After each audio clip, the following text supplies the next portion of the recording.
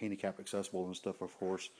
Back to code, and finishing out the door frames and stuff for him. But for the haunt, I would, of course, make sure it's safety-wise in here, for sure. But it won't get like 100% finished out like he wants it until the haunt's over, other than some of the stuff, you know, I do got to fix some stuff like this here and so forth. And, of course, in the other room here, got to fix all the sheetrock on the bottom right there, replace it. And, of course, come back in after the haunt and put the doors in. It has a bathroom here and has a bathroom right there, right beside each other. They're inside of the building, but I don't really know of any other way to make it work. I guess I'm asking for opinions. See what everybody else out there in YouTube land thinks. I know I have to put up the by code, the exit door signs, emergency exit doors. There's one here, one right on the other side of the bathroom there, and then about another 65, maybe, no, 25 foot, there's another exit door. It's got all the smoke detectors in. It's got the fire sprinkler system in already. Like I said, this was a restaurant, which is, he's been trying to rent this place for over a year, maybe a little bit longer than a year. Got the big open window here. Well, it don't open, but it's a big window here that could be used for, you know, doing a window casing or something for ghouls or something standing here, you know, inside. He's got another big entryway here. And, of course, it's got an alarm and all that on it. It's got all the sprinkler, fire alarm stuff like it's supposed to have. It's all been up to code. Parking lot's real big. And right over there, where all them poles are, as you can see, maybe, that's the interstate. That's 75. This is right here at exit 205, 16, Jackson Griffin exit. This is the outside parking lot. And it's, like I said, it's adjoined with a BP gas station. And he's also wanting me to do some repair work on the outside of the building here. But I can do anything with this outside. He's all for me doing a haunted house here. Real big into it. He's always liked it. He ain't never done nothing himself. But right here is one of the exit doors I got to put in. But this is something we had already talked about. I'm doing the repair work here anyways. It's just doing it for a cheaper price, or basically nothing out of his pocket. Right there's another exit door. Basically people can line up here on the sidewalk here, kind of up in here,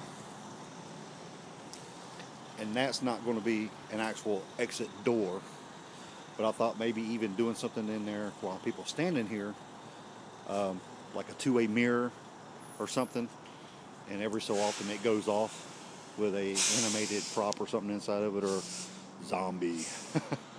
But there's a nice little covered walkway, or not walkway, little, I guess, sidewalk you could say, right in here. So if it is sprinkling like it is now, you got a good little distance, you know, kind of covered. I'm right here at the edge of it, on the covered part anyways. But people can walk right here, basically walk up. This could be a two-way mirror with a light in it. Boom, it goes off. You get a scare on the outside of the building. Pretty freaking cool. But like I said, it's a big, huge parking lot. Right next to us is actually the place that used to be here is called Wings and Brews. Used to be here. They got a massive parking lot behind them. And I know I could talk to them, and they'd probably do me a good deal on letting people stay over there too, park there. Parking lot's well lit up out here at night. Plenty of parking, like I said. We could probably accommodate 100, 150 cars. We do get some semi trucks coming in for fuel, but we can still work around that. Like I said, the parking lot next door to us. The outside of the building here, like I said, it's not my ideal place, but I can get into this place dirt cheap, and with just a little bit involved, other than my man hours, basically, but money out of pocket. Money out of pocket, I can get in this place about $300 to $400. Money out of my pocket, cash money. The rest of it's probably about another, I don't know, probably 25, 30 hours of labor. But for something like this, do you cut yourself short on labor-wise to get into a building like this? Or do you give yourself your normal pay, in which I guess doing a haunted house, I ain't getting paid yet, right? I hope so. But he told me I could do anything with the building. I can get anything painted here that I want, or painted any kind of way I want, or just build a facade like out of the foam board. I can do it out of stone or something, you know, paint it up, or whatever. But I think, you know, I think it'd be pretty cool little place. At night, these windows are kind of hard to see in. So if I build like a shadow box behind it, it would definitely be hard to see. And while you're standing here, you already got scared down there at that window down there. If I do a couple more right here, or just even actors being here behind here and just tapping on the window or something and a light go off, thought would be pretty cool. But YouTube, let me know what you think. I do have one more spot, but again, I think this is going to be the best on my behalf, probably for the money and for the situation. What's going on? I guess Scott and everybody kind of got me leery about all the money that could be spent, which I knew, but whenever you start throwing numbers around, you start calculating is whenever you really know.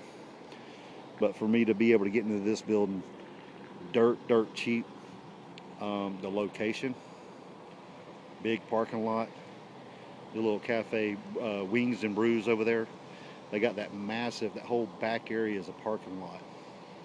And I know they would love to have the customers. Just like this BP gas station, he would love to have the customers.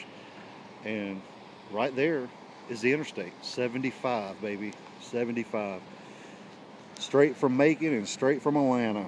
You get off the exit, make one turn, pop, you're right here. And, you know, you don't have to worry about gas until you get here. Or even something to eat while you're waiting in line. Anyways, YouTube, thank y'all, and please comment. Let me know what you think. Let me know what you think. See if you see what you think about the building. If it's worth me trying to go for it. Again, this is a pretty big area. You know, you can kind of do it like a maze thing. Another thing I had in my mind, and which me and my wife came up with, one of the rooms, we want to make it so people have to go into it and it be pitch black, pitch dark. And it's, I don't know if it's the same thing Scott had done at the Haunt Guy, but what we were thinking was a all mirrored room, everything, ceiling, floors, I mean everything mirrored. And I have a bunch of plexiglass mirror that I got off one of my old motel jobs that I done. We thought about doing a room with all mirrors, and then like you know, like a little maze in it. But behind some of the mirrors, get the privacy glass mirror with an actor or even just a prop. I do have a bunch of props. I got a bunch of animated deer ran motor props,